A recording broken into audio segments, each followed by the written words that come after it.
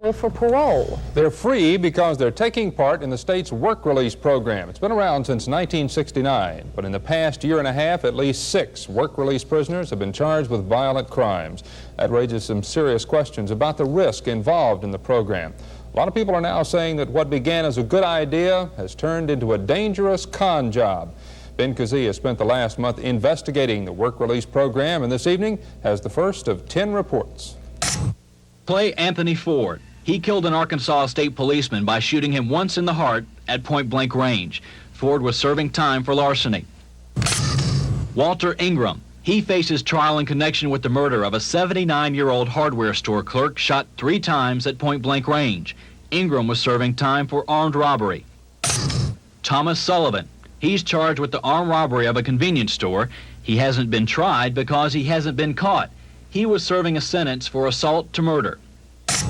Larry Shipp. He's charged with the armed robbery of a McDonald's last month. At the time, he was supposed to be attending classes at State Technical Institute while serving a sentence for 6 previous armed robberies in Memphis. These prisoners didn't break out of their cells. The state let them out. Every year, the state transfers hundreds of first and second-time offenders convicted of murder, rape, robbery, and lesser crimes to work release centers after the inmates are screened. Here at the Memphis Center, inmates who have a year left to serve before they are eligible for parole are turned loose in the community to work jobs for private employers. Most people don't know it, but about 150 such prisoners spend 12 hours a day or more walking the streets of the city with as much freedom as law-abiding citizens. I think there's a shocking lack of supervision in our work release program. State Senator Curtis Person and other officials say the Memphis Work Release Center's regulations designed to control inmates are not tough enough, and what regulations there are not strictly enforced, leaving people like 79-year-old Willie Williams dead, others raped and robbed by criminals the public put behind bars. There's absolutely no supervision, no checks and balances to protect the community from that individual. I think it's an excellent program. But state corrections officials say supervision of inmates is adequate. In the past year and a half, 2% of the work release inmates in Memphis have been charged with additional felonies. But there are hundreds of success stories. It gets back to one issue that, we keep talking about. There has to be a certain area of risk involved with the program. The question is whether that risk is greater than it ought to be, and that's the question this series will examine. We'll talk to corrections officials, a former guard, victims, the county mayor, and others who will give their answers to that question. Jerry? And Ben, I understand that you and photographer Steve Kemp sort of had to do a little undercover work in completing this series, too. We did, Jerry, and the results of that shocked some elected officials who saw it, and we'll show it in our report at 10 tonight and throughout the week. I think it's going to shock a lot of people. Thanks very much, Ben. We'll be looking forward to it. Kimberly? Good evening. Does the state of Tennessee have enough control over prison inmates in its work release program? Work release allows convicted murderers as well as other prisoners to leave prison, work, even go to school with virtually no supervision. For the past month, Ben Kazee has been investigating the work release program. Part of that time spent undercover, getting pictures you may find shocking. Ben? Jerry, a few weeks ago, a work release inmate was charged with the armed robbery of a McDonald's in East Memphis. After police told us they were concerned about what they called a dangerous lack of supervision at the Memphis Release Center, we decided to take a closer look at the program, and here's what we came up with. 3 mornings and afternoons, we photographed inmates on their way to and from the State Work Release Center. And each day, we saw several inmates walk to nearby stores and buy alcohol. This inmate is drinking a beer at 7 in the morning while waiting for a bus that will take him to his job. These prisoners even drank beer while riding a city bus and continue drinking it right up to the prison's gate. Then they throw away the bottle.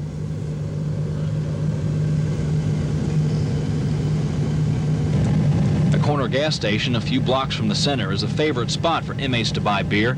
They wander down residential streets drinking them. Inmates are on their own when it comes to getting to their jobs. Many walk, some run, some wait for rides with their employers. Many ride city buses with the general public. Some inmates even get special approval to drive their own cars around town, but inmates who don't get that approval just walk to cars they keep outside the center nearby. That gives a man allowed 2 hours walking time to get to his job, an hour and a half to fool around on the way to work. But there's an even more dramatic example of the potential for abuses in the work release program. While taping what you've just seen, an inmate who could not see our hidden camera came up to our van and approached me about selling drugs. We set up a time to meet him again. Language you're about to hear may be offensive. Photographer Steve Camp then set up in a van across a parking lot near the Work Release Center. I was sitting in another van wired for sound. When the inmate walked up, he told me I could get just about any type of drug I wanted through inmates at the center. See, I'm at the center. See, I've been, buying from fellas that been bringing shit in, I've been buying, dime sack, liquor sack. Sometimes I get a, 15-cent bag. I mix out with what I, get off of them. He said he could get me marijuana. The way they could do it is based on ounce, half ounce, I see. All joints, already rolled up. I heard that, over here at the Work Release Center was about the best place to score now. Right, that's where. That is where. That's where I'm speaking of. Right. The inmate also said he could get me cocaine. I've been laying to get me some. You got a lot of cocaine sniffers down there, that like that dozen in the I've been trying to get around to where I can put that shit in there, You think you had much trouble getting that? Shit, no. Then the inmate told me how easy it would be for me to work with him. Let me know. You can either write me a letter. I'll give you my name and address where you can write me, or I can call you. I can keep touch with you on the phone. I'll pay for the call and everything. All right. Can you give me some samples? Yeah. Sure. That's me how I do it. Okay. Sounds good to me. What do you want me to check back with you, what, a couple of days, 3 days? Tomorrow? You gotta check with me tomorrow. Same time? Same time. Right here? Right here. Okay. Same time, right here. The inmate also suggested I get prostitutes and bring them to the center in the van. He said I could cruise through the grounds, pick up inmates, let them have sex while I drove around, then drop them back at the center. He said guards are no threat because there are not enough of them to keep watch. The inmate said he'd get a fee for each prison customer he set me up with. I'm shocked and appalled. I had no idea there was so little supervision. We showed the tapes you've just seen to State Senator Curtis Person. He's on a Tennessee Judiciary Committee. The Work Release Center is in his district. There needs to be more supervision, and the law needs to be tightened up to protect the community. But for people like this 79-year-old clerk killed in a robbery by work release inmates, if that change comes, it will come too late. Tomorrow night, we'll talk to a former release center guard about what he calls the frightening lack of supervision of state inmates. You'll also hear from people who have become the victims of it. Jerry? I think after seeing some of the things we did tonight, we can certainly say that you were right about some of the things we're going to see being shocking. We were really surprised. Thank you, Ben. We'll look forward to the rest of your series. Is the state of Tennessee giving too much freedom to prison inmates in its work release program? News 3 has been examining that question all week in a series called Con Job. It's the result of a month-long investigation by Ben Kazee. This evening in Part 5, Ben compares the state's work release supervision to the Shelby County program, where men convicted of less serious crimes are watched more closely. Here's what the man in charge of state work release programs in Tennessee says about supervision at the Memphis Center. They've told our staff at MCSE that the hardest rules they ever faced was the ones down at MCSE compared to some of the centers or the institutions they've just left.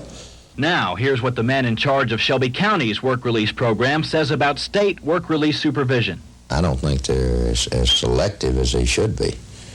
And they give them too much freedom. They turn the inmate loose on the street to go find a job. We don't do that. He has to have a job before he's placed in a work release program.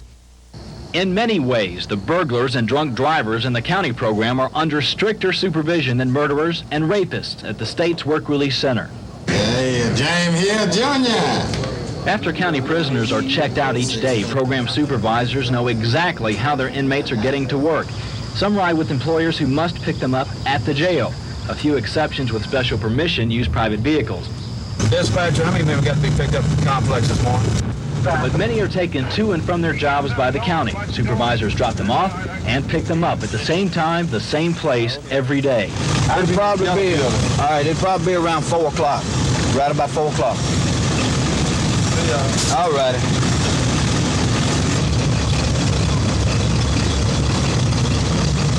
In the state program, prisoners just walk out the gate. Some walk to their jobs, some even hitchhike, and many ride the city's buses. We don't like the idea of turning them out the door and letting them catch the bus. That's a little too much freedom. At the County Work Release Center, inmates are searched every day when they return from work. They're given regular breathalyzer tests that show whether they've been drinking. On hold. Now, on the urine, the screen test, we do it routinely as a deterrent. The county also owns and uses a urine analysis machine that detects and identifies drugs a prisoner has taken. The State Work Release Center does not search inmates every day. There is no urine analysis machine, and the warden says breathalyzers are too expensive to use often. Even if drugs and alcohol are detected at the state center, the inmates can be allowed 2 or 3 violations before they're sent back to prison. The county puts violators back behind bars the first time.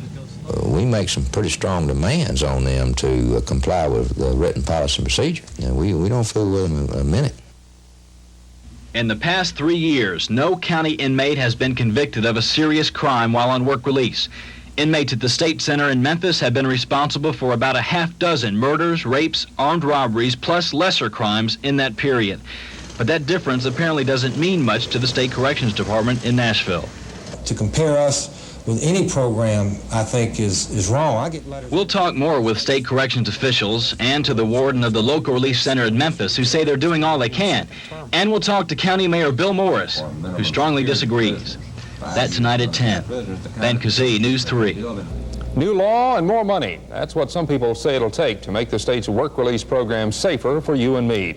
All this week, News 3 has been examining whether the state is doing enough to control criminals still serving prison sentences but allowed to leave and work at a private job unsupervised. Some people say the idea has turned into a dangerous con job. But in part 9 of his series, Ben Kazee reports there are some ideas on how to change that. Is an apparent conflict in Tennessee's law about who can go on work release. One section says Class X felony offenders like murderers and rapists cannot be in the program.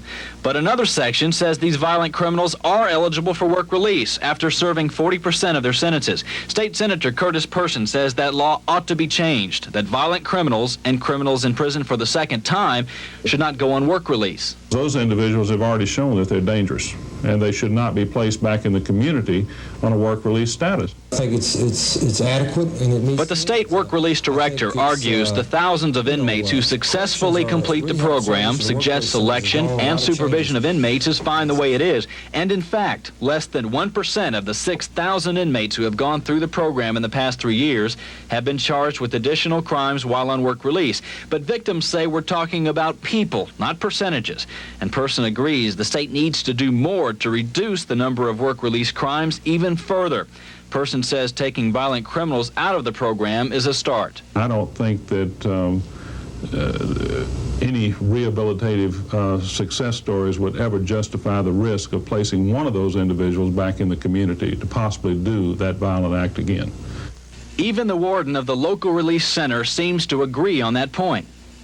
I'm not certain that I think personally that a person convicted of a violent crime should be a part of the work release program.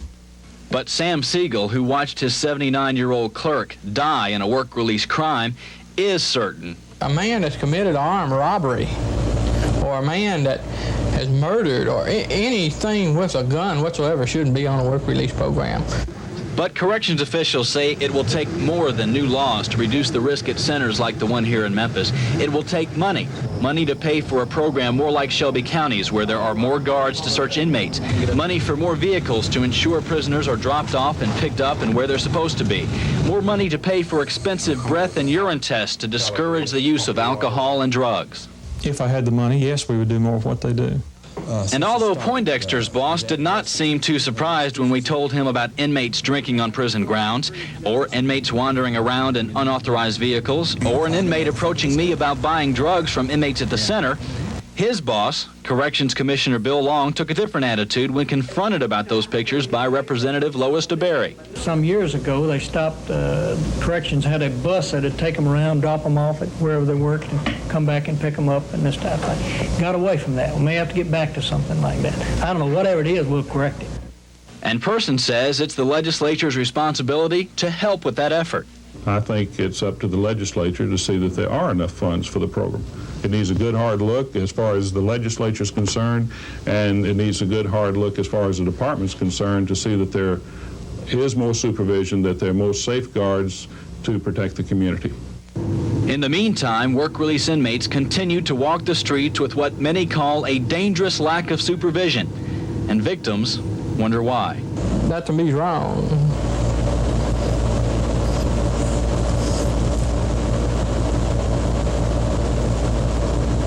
That's all I have to say on it. Ben Kazee, News 3. Jerry Hyde is serving time for armed robbery.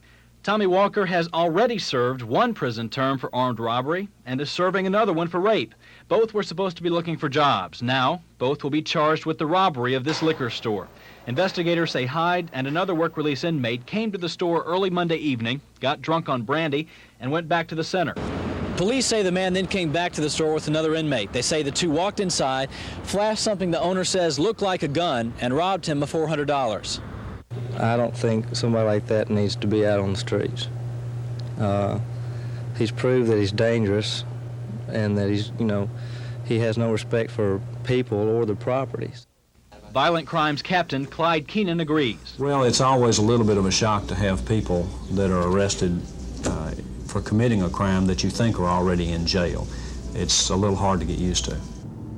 The charges follow reports we showed you of work release inmates who ride city transportation, buy alcohol, buy and sell drugs, and drive unauthorized cars all over town with virtually no supervision. State legislators called those reports shocking and are drafting legislation to tighten the rules.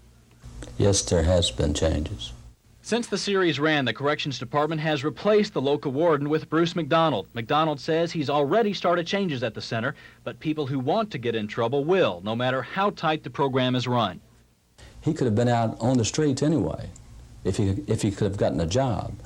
Why a man would jeopardize himself with an armed robbery charge and he's going to have to do the whole thing over again, who knows? McDonald has started new regulations to tighten the work release program. Every inmate and visitor who enters the center is searched for weapons and drugs, including reporters. The new warden is also trying to figure out a way to keep fire doors from being used for escape as they were Monday night. There are also some major changes to protect the public from inmates who abuse their freedom outside these walls. Now inmates are spot checked by guards every day at their job site. There are searches every night. Breath and urine test machines are on order to check for drug abuse. The free time of inmates is being restricted to certain areas guards can watch closely. Checkpoints on roads leading into the work release center will be built to check all vehicles coming and going. All steps the Corrections Department said were too expensive or impractical last month.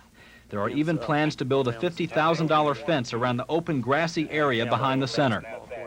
McDonald says the changes can stop 95% of the illegal drugs and weapons that come into the center and help reduce crime by work release inmates outside the center. But officials say the changes will take some time. Ben Kazee, News 3. State Representative Joyce Hassel began the hearing by showing videotapes of the Con Job series, which first brought the problems with the state work release program to light. Legislators and Corrections Department officials also heard testimony from a number of citizens concerned about the lack of supervision of work release inmates, including the families of victims. On May 12, 1901, my father, Lieutenant Clarence B. Cox, was shot and killed in the line of duty by LaRon Williams. And although LaRon Williams was an escapee of the Memphis Correctional Center at the time, he had been a participant in the work release program, just to show you one type of people that are allowed on the program. I think it's time that we stopped allowing the work release program inmates in our streets to make us the prisoners in our own homes. The man that hit me in a drunk driving was convicted of 2 counts of second-degree murder, got 2 10-year sentences, and after he had been in prison for a little over 2.5 years, he was at the work release center. A number of local officials blame the problems with the work release program on poor administration and urged state officials to keep violent criminals out of the program. Over half of our 115 prisoners on work release in Shelby County were convicted of murder, rape, or armed robbery. And those figures by themselves are very frightening. Police Violent Crime Squad Commander Captain Clyde Keenan provided the most compelling evidence of the problems with the work release program, citing 8 armed robberies in the past 3 months pulled by 5 work release inmates with previous convictions for violent crimes. Here's a man that was sent to jail for 4 counts of assault to murder and 3 counts of robbery with a deadly weapon in 1977. What he's doing on work release in 1983, I'd like to know. Keenan also complained that police received no communication from the state about which inmates are participating in the work release program. We don't know where these people are, so if the guy shows to be in jail, we eliminate him as being a suspect. At least we used to. Now we figure, hell, he's probably on work release. But State Corrections Commissioner Ernest Pellegrin vowed to correct any problems in the work release program and said he had no resentment for News 3 bringing the problems to light. I think that report was an example of journalism at its best. It gave a reasonably balanced report, and I was very impressed with it. Pellegrin says he's already taken steps to tighten security and strengthen supervision of work release inmates, and local legislators are drafting new legislation that would prohibit inmates convicted of violent crimes from participating in the work release program. I think anyone who has established a propensity for a dangerous act, such as one who's committed a violent crime, should be released before they have served their sentence in its entirety. The Corrections Department says it approves of Senator Person's recommendation, and Commissioner Pellegrin insists he'll handle the other problems with the work release program administratively. Certainly administratively and from security standpoint, a screening standpoint, the department bears full responsibility for that. I recognize that. I accept that responsibility, and by George, we're going to do something about it. Okay. Mike Lawhead, News 3, downtown.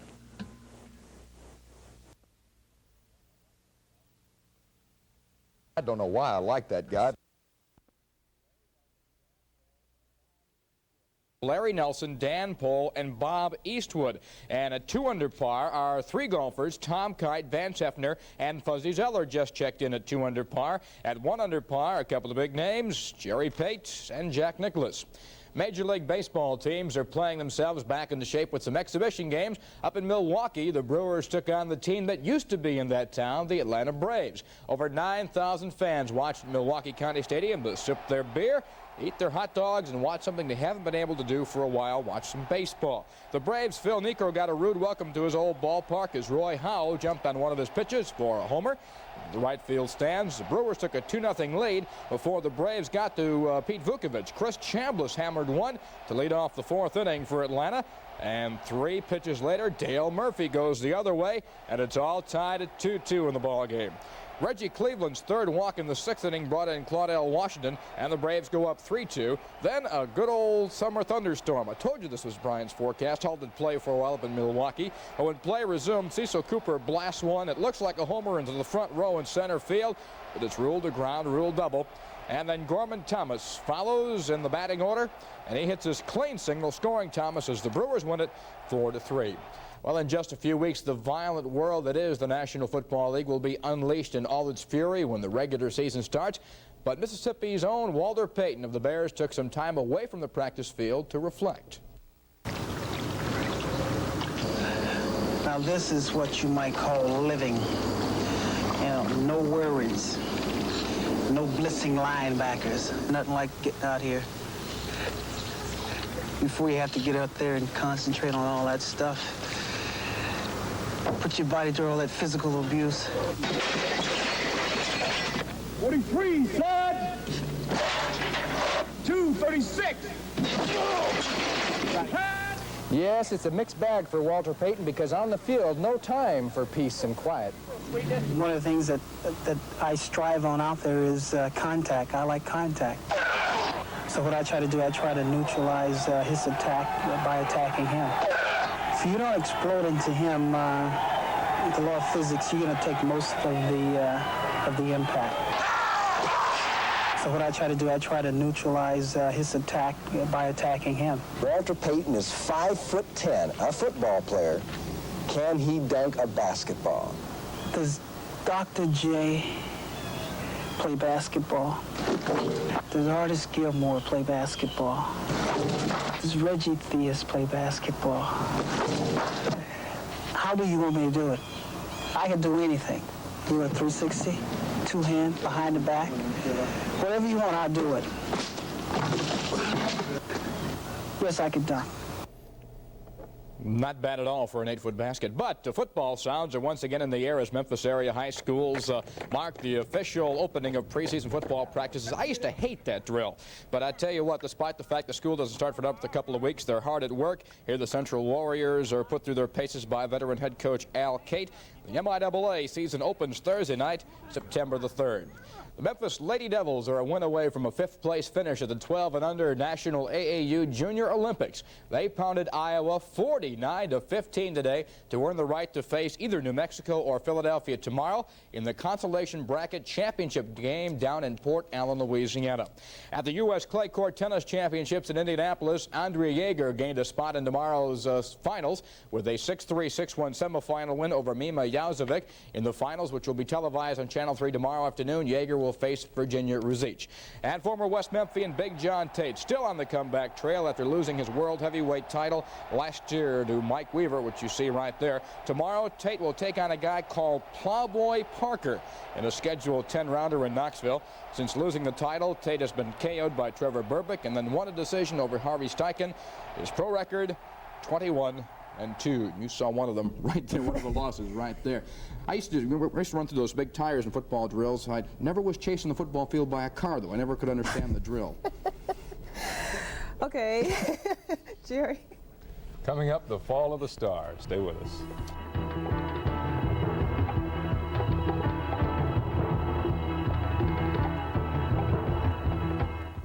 Get ready. It's coming. It can take you places other mowers can't go. It can do things other mowers can't do. It cuts quicker. It cuts smoother. And up against comparable riding mowers, it even costs less. It'll save you time, and it'll last a long time. The commercial Yazoo, it's not just a lawnmower. It's a time machine. Get on a time machine at your nearest Yazoo dealer.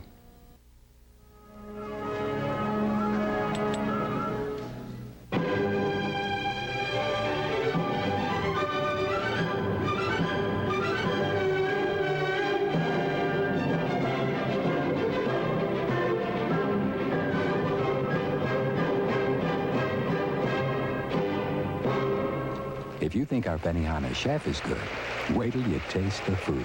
Join us for our next performance at Benihana of Tokyo.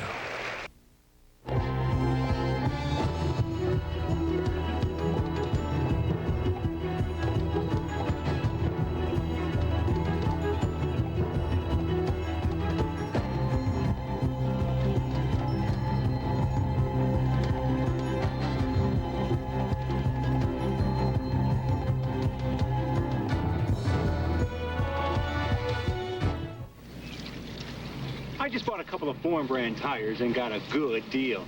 You can get a really good deal on Goodyear Tiempo tires. Yeah, but these are steel-belted radials.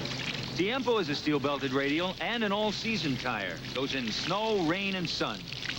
I thought it was a good deal. I think he's all wet. Go on over to Goodyear and get Tiempo tires. Get Goodyear Tiempo tires on sale now. Sale ends Saturday. Today's was the final edition for the Washington Star. The 128-year-old publication said goodbye to its readers in an 80-page edition that was full of reminders about the glory days when it dominated journalism in the city of Washington, D.C.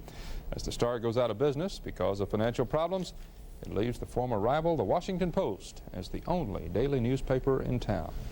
Washington, incidentally, the biggest one newspaper town in America. A lot of good journalism. Sorry to see it go. Tom? Cool. Tonight, we're going to take you to the training camp of the defending Super Bowl champion Oakland Raiders. They say they have improved a lot even from last year. We'll see. Brian? Some cooler weather for the weekend. One more look at US 3 Raiders. Still some scattered thunder showers occurring across the Mid-South from Paducah, Kentucky down to about Dyersburg and down into east central Arkansas. And when those get out of here this evening, Jerry, we're looking for partly cloudy skies and some nice temperatures for the weekend. Thank you, Brian. That's the news at this hour. I'm Jerry Tick. I'm Pam Crittenden. Thanks for joining us. Join us here again at 10 o'clock. News Watch 3 is a presentation of the Channel 3 News Department.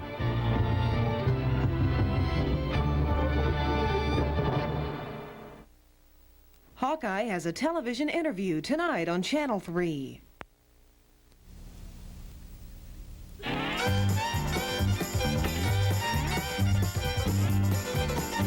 time for the Family Feud. Introducing the Allen family. Bill, Jeanette, Mike, Brenda, and Mark. Ready for action.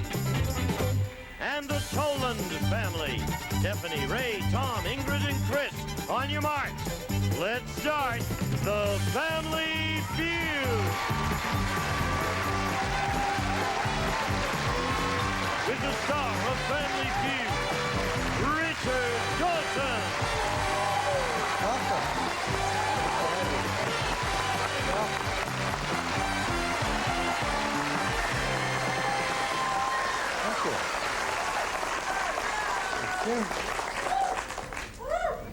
I can't believe it. What? This girl looks like Lisa. Remember a few months ago we had a little girl? That is Lisa. That's the buzzer. They always let you know. Are you Lisa? Do you sleep in the studio, Lisa? How do you get here all the time? She's growing prettier by the minute, isn't she? How old is she now? She must be 14 or 15, I think. How old are you? 8. You're still 8? How time flies when you're having fun. The Allens are here. Make them feel at home. How you doing, Bill? What you got here? This is my lovely wife, Jeanette. Hi, Jeanette. My little brother, Mike. How you doing, Richard? Hi. And my beautiful little sister, Brenda. Hey, Brenda. And my great brother-in-law and Brenda's husband, Mark. Hi, Richard. Nice to see you, Marco. Yep. Now, are you from San Diego area? Sure are. That's our friends down there, what, 39 Alive? Yep, That's the station right. that looks Yep. after us? Yep. Did you go through that station to We get sure on the did. show? Yeah. Here now, and we've got a new baby to look forward to. Well, that's it, all right? See, the new baby. It's coming. I mean, I can't afford to risk my job now. I mean, we need that income now more than ever. I was afraid you might have left for work already. I can't get used to these nourishing breakfasts. You sure you don't want cereal or something? No, I don't want anything. I'm not going to stay very long. Well, I'm glad you stopped by. Listen, house mom, I've been so busy at the bookstore breaking in Haley Wilson that I haven't had a chance to come see her. No, I don't want any. Well, she was beginning to calm down a little bit, you know, until we heard about that pickpocket having Dad's wallet. I don't know how much more pressure she's going to be able to take.